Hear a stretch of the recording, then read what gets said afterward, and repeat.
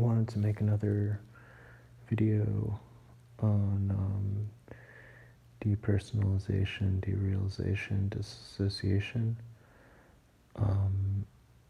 because it's usually experienced as a constant, in quotes, state. I think we have the tendency to think of it as like, the one time we got high or had some traumatic experience or whatever, made us dissociated. And now we're dissociated and we're trying to undo it. And what I think now, I mean, in accordance with my philosophy, but the philosophy that I believe of everything, and also can now give real examples of with dissociation, is that it's that in each moment we're creating the experience and we're doing it. So in every individual moment, we are on some level making the choice actively to depersonalize, to derealize, to dissociate. And which also means that in each moment, we could also make a different choice and not depersonalize. And actually, I have discovered in myself both a few depersonalizing behaviors as well as triggers that caused me to depersonalize and dissociate. And I'm saying this as someone who has been experiencing a constant depersonalization for, what is it, like 15 years or something, or 17 years. And so, but it's moment by moment. And I've found, years ago I found I can tease that memory a little bit and have had my few experiences of really coming out the other side of it, but, for a very short period of, a few moments and then coming back. But anyways, so the triggers I found for myself, one is seeing behavior that I'm doing that I don't want to believe. Like, I don't want to associate with that behavior. And so my choice is to dissociate.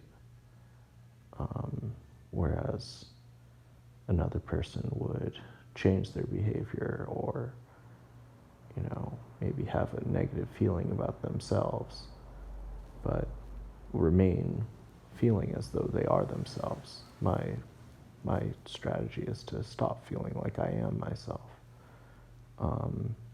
Another trigger is remembering something from the past, something to have done. And when I come across that memory, I depersonalize from being a person that did that, rather than feeling regret for that action.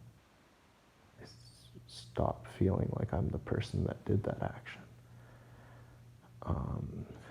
And so one of the main dissociative behaviors I do is I talk in my mind as though I am speaking to another person. So I will explain things to myself. And this is something that developed when I was going to therapy, to a psychoanalyst 3 or 4 days a week when I was 15. And because I was going so frequently, for hour sessions, I would kind of accrue things that I wanted to say to him in the time that I wasn't in therapy. and would practice my, little things that I wanted to say. So I carried that over and, remain throughout the day accumulating. This is how I'm going to explain this to a person later, where 99% of the time I never do. But as I'm living my life, I'm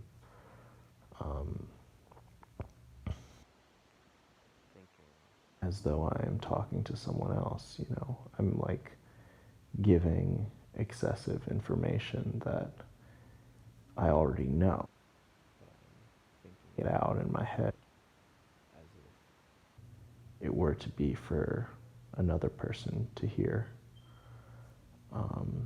Another dissociative behavior I do is to make abstractions from things. For example, if I see a tree blowing in the wind and I can notice how the tree resembles a person shaking their head, for example, if a branch is moving to and fro and I think, oh, it looks like a person shaking their head. This is like a derealizing behavior. Then I'm no longer seeing the tree, but seeing my abstraction of the tree. I am removing the real tree from my field of perception and am engaging with a thought of a person shaking their head. For now, I think that's about it. I guess so a couple other things I'll add on is one is that in the case of the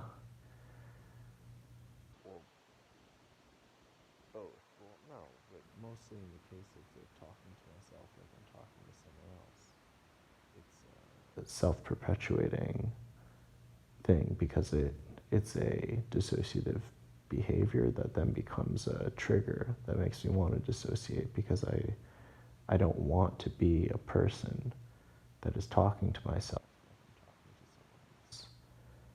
And because I don't want that, I don't want to be that person. I dissociate from that person. And the way that I dissociate from that person is by talking to myself like I'm talking to someone else. So it creates an endless cycle of, feeling, just dissociating constantly. And so, lastly, one of the techniques I found for reassociating, for associating, is to correct myself. This is like the most powerful thing, is to correct my mind. So I will say, the tree looks like a person nodding its head, but it isn't.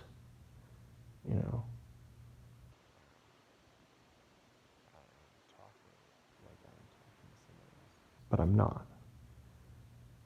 And by doing this, I'm reminding myself of the truth. I feel like I'm not me, but I am. And some are more effective with others. I find the more subtle ones, like with the tree, it's easier to do it, to be reminded of the truth. Something like saying, I am me, that's not enough because there's, a lot of other layers of association going on. But I think eventually I can say I am me and feel that it's true.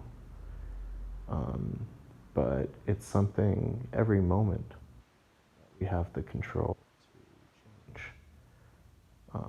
And we're choosing to dissociate every moment. and we can choose to reassociate every moment, step by step. This is just what I'm thinking. I know some people will disagree, but this is what I believe. Thank you.